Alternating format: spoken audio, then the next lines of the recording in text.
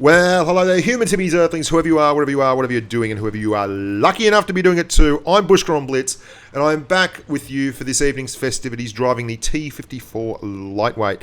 I've been doing an awful lot of reviews of late, a lot of shoulder or wonking damage comp stuff, the Twister Cup finals, all this stuff that's gone on channel that has not, and subscriber replays, of course. And I'm really happy to, not that I didn't enjoy doing all that, but I've got a lot of videos I've got to get through that I've been saving up and editing and getting through. And I hope you enjoy them because there's a lot of stuff coming down the track. We're going to be doing a lot more of the tactical side of things this month than we did in the last wee while because we pumped out a lot of reviews.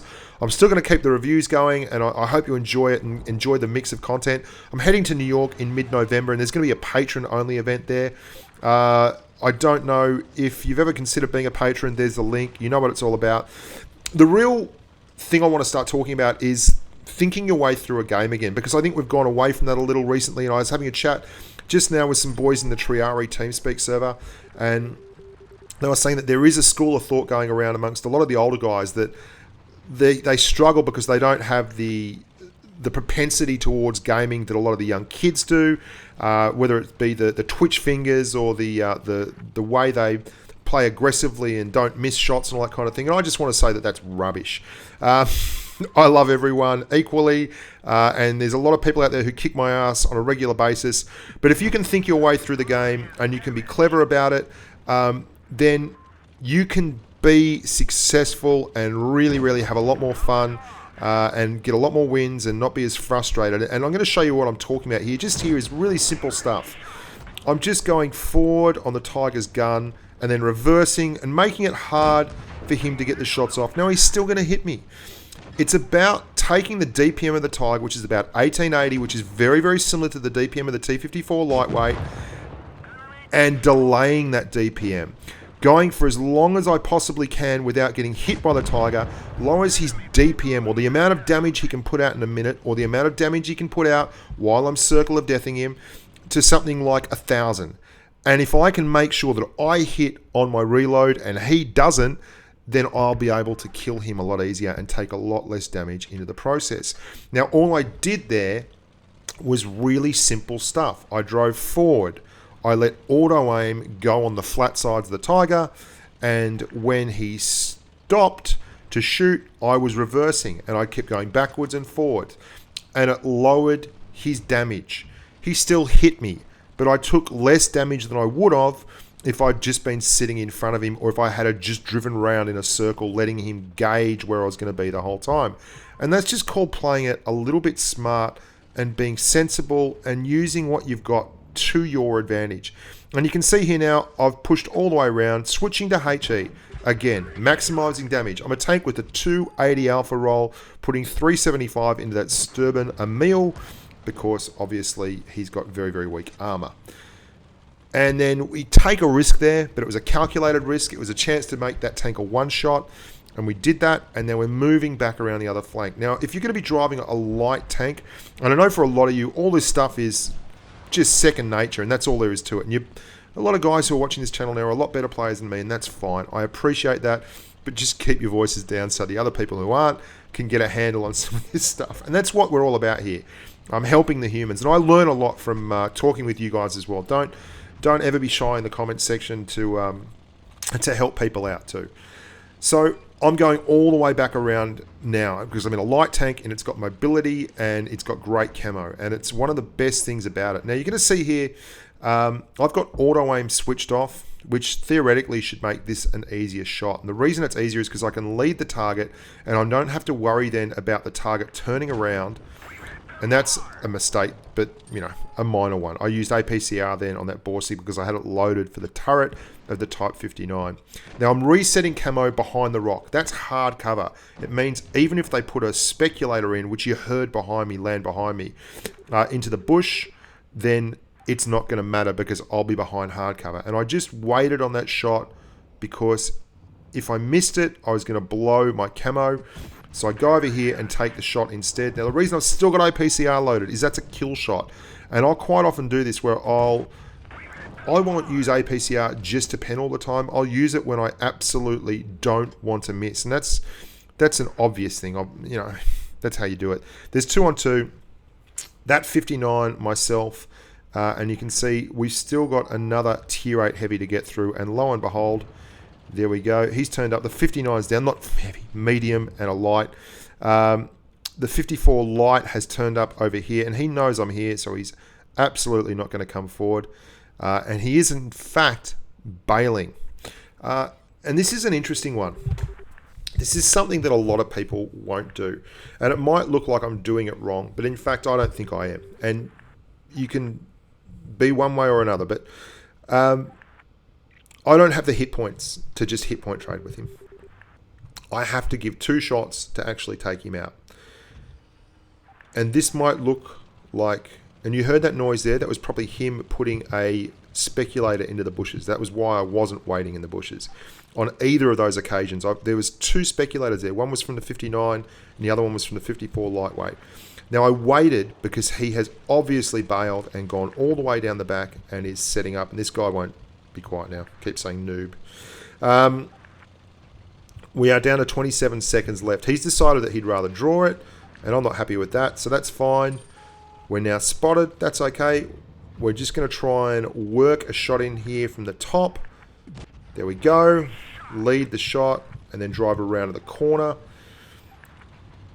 And we will hit him again. Just here. Plenty of time left on the clock. 3 seconds.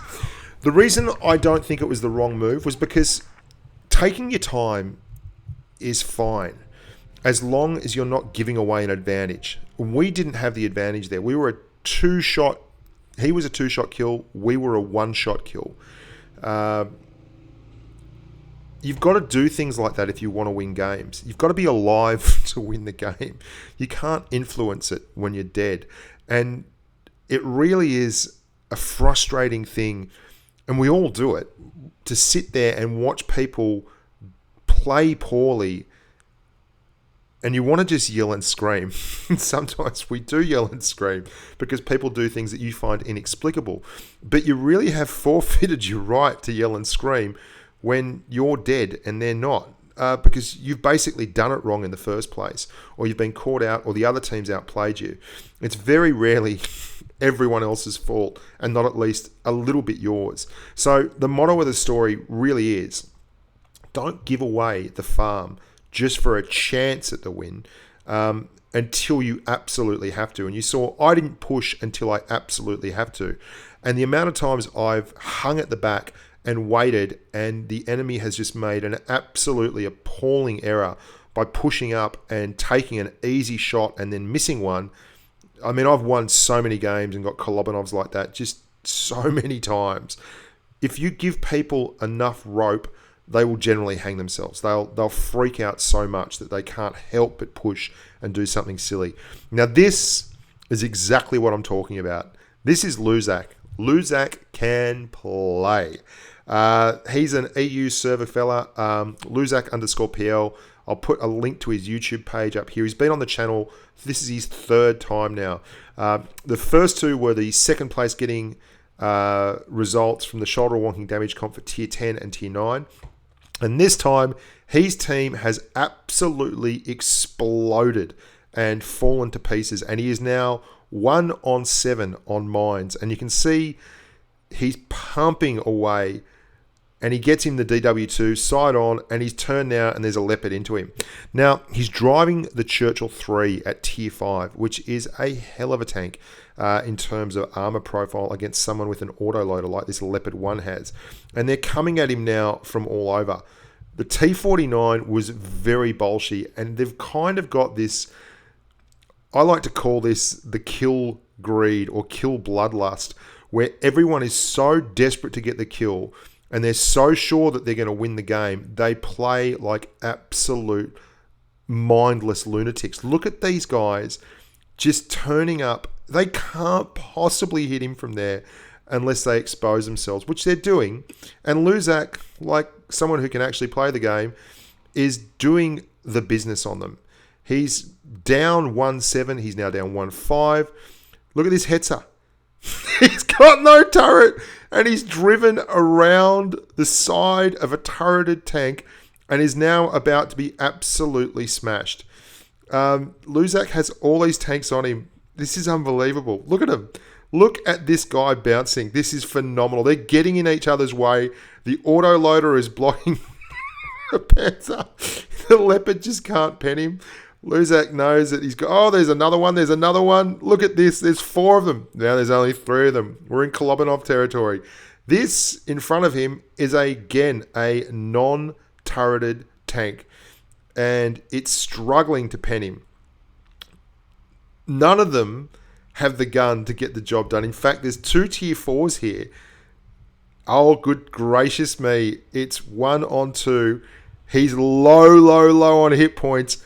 Oh, how did he kill him? The T-28 just rammed him and blew up. And there you go. Luzak gets away with a 7-tank Kolobanov. Like, 7-tank Kolobanov. Are you out of your mind?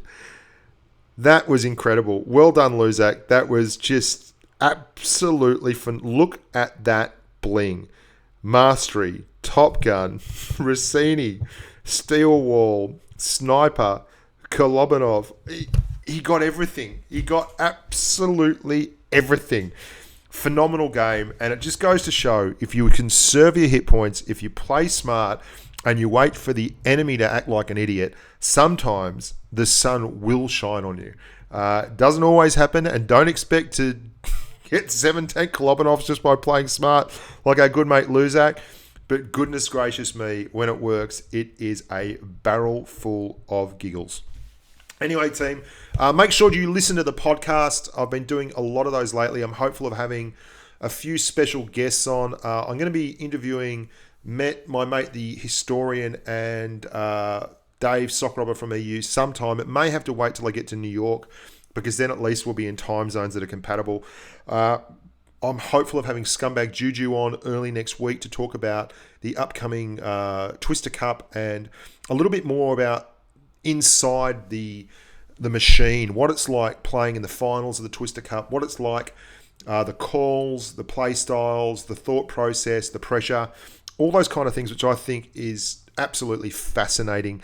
And as always, if you want to become a sponsor, click on the link here. I'm really stoked to be part of this massively fast-moving, growing community of really cool humans, and I hope you're happy enough to have me along with you on the journey.